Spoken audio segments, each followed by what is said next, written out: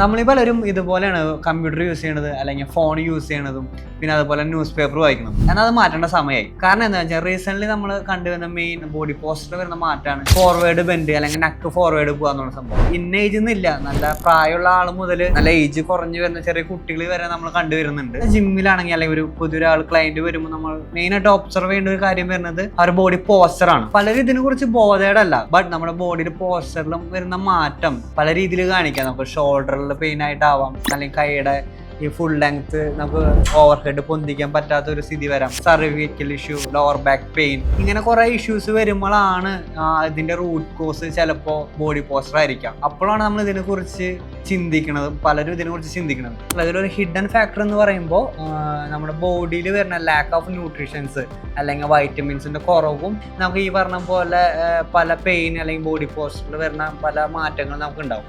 അപ്പോൾ നല്ലൊരു ഡോക്ടറെ കാണാം, ഫിസിയോതെറാപ്പിസ്റ്റിനെ കാണാം. ഇങ്ങനെ പെയിന് കാര്യങ്ങളുണ്ടെങ്കിൽ അവരെ കൺസൾട്ട് ചെയ്തതിന് ശേഷം നമ്മുടെ ട്രെയിനേഴ്സിനെ അല്ലെങ്കിൽ ഇതിൻ്റെ സർട്ടിഫൈഡ് ആയ ട്രെയിനേഴ്സിനെ കണ്ട് അതിൻ്റെതായ വർക്കൗട്ട് കാര്യങ്ങൾ പ്ലാൻ ചെയ്യും.